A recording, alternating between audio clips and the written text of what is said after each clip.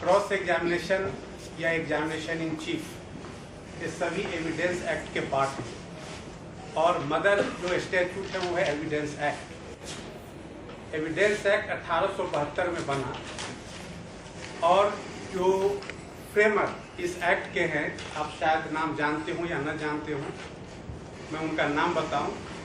मशहूर जूरिस्ट और legislature James फिट्जमैन Stephen, ये ब्रिटिश लेजिस्लेचर थे और उनको ये दायित्व दिया गया कि इंडियन एविडेंस एक्ट 1872 को ड्राफ्ट करें। और उस आदमी की तारीफ करनी चाहिए कि उन्होंने एक सपना देखा होगा, एक स्वप्न देखा होगा कि कैसा एविडेंस एक्ट बनाया जाए जिसके आधार पर आज से करीब 125 वर्ष से भी पहले ये एक्ट बनी। उसमें टोटल 167 सेक्शंस हैं और वो 167 सेक्शंस आज भी रेलिवेंट है, आज भी हमारी सारी परिस्थितियों को वो कोप अप करती है, उसको कवर करती है। और 167 सेक्शन से ऊपर आज तक कोई बात नहीं हुई है इंडियन जुडिशरी एविडेंस या क्रॉस एग्जामिनेशन चीफ को लेकर। आज का जो वर्कशॉप है, क्योंकि उसमें जो मेन मुद्दा है वह है रेलिवेंट इश्यूज, जो issues facts in issues and relevant facts. पूरा क्रॉस एग्जामिनेशन और एग्जामिनेशन इन चीफ इसी दो बिंदु पे घूमती है कि what is facts in issue and what is relevant fact. क्योंकि facts in issue relevant fact के आधार पे ही वो डिसाइड होती है। अब रेलिवेंट फैक्ट्स क्या है? ये आर्ट, एक तरह का आर्ट है जो एक लॉयर सिलेक्ट करता है इश्यूज को अचीव करने के लिए। कैसे प्रोसिक्यूशन, अगर हम प्लेंटिफ हैं तो हमें अपने केस को कैसे प्रूफ करना है, जो इश्यूज हैं। Cross examination is inherent quality of a man and which is developed with the passage of time by experience and by your devotions.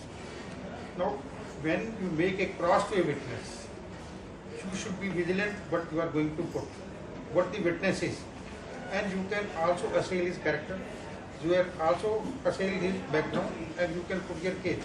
Even a witness is coming to the witness box, only producing some documents. Once the witness comes in, you are right to put all the questions.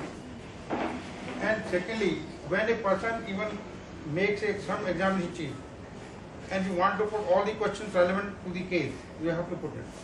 But before you have to go to the cross-exam, because sometimes cross-exam is so fatal to the case, even you demolish your own case by your cross-examination. Now certain qualities which my letter friend also defined, R.K. Sharma, all these facts which are mentioned are correct ones. These are the one of the fundamentals for the cross-examination also. And how to make a cross? Now, when you go and what we mean by cross-examination, when you are putting some persons come, file affidavit, or comes in with box, you make cross-examination that way. And when you cross-examine, you must be master of your subject. Your case, what your case is, what the law connected with it.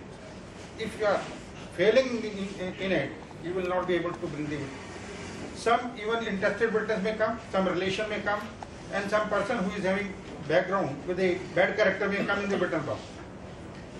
Now you can put the questions regarding his character, regarding his background, to show whether this man is credible, whether he should be relied upon, whether the lens can be placed. But if the evidence is relevant, irrespective of all other things, court can take it to consideration. Now, sometimes and when you are in a civil case, never ask other party to come in the witness box as your witness. Otherwise, you will demolish your entire case. And I have seen number of cases, even in Jaipur and Delhi, where a opposite party has called the 24 their witnesses in the witness box and lose the entire case. Even the other party has not let the evidence. Still the case was won. So therefore, always take precaution only to examine witnesses who are known to you, who is conversant with the facts, and depose in regard to the case in your favor. The moment you call other party in the witness box, he will certainly demolish your entire thing. And it will go against you. Recently I am facing one case in Tizari also. In that case also the other party examined my client, who was a partner in the partnership firm. And it deposed everything in favor of the plaintiff. And the court said, what I have to say? Your case is proved in all respects. You have no defense now. So therefore, what they say is your vision must be clear, your study must be clear, and all these aspects to be gone into. Then other facts which we have to take into consideration. When you go for cross-examination, which is very relevant, and what is the purpose of cross-examination? Number one, to test truthfulness, intelligence, memory and bias, and interest of the witness.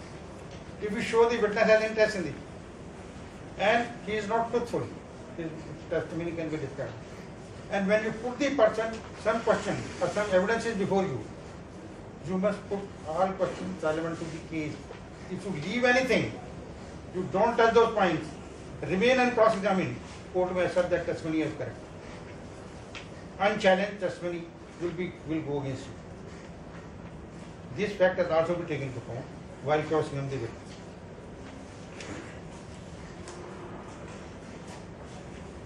And when you make a cross-examination, and sometimes we say the hostile witness is it, but the other party declare their own witness to be hostile. But in entire evidence, there is no word hostile. Nowhere has been defined the word hostile. The witness can be declared to be hostile. You can confront the witness under section 145 and 155 of the Evidence Act.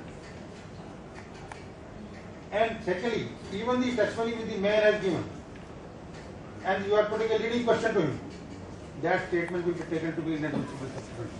It cannot be used against you.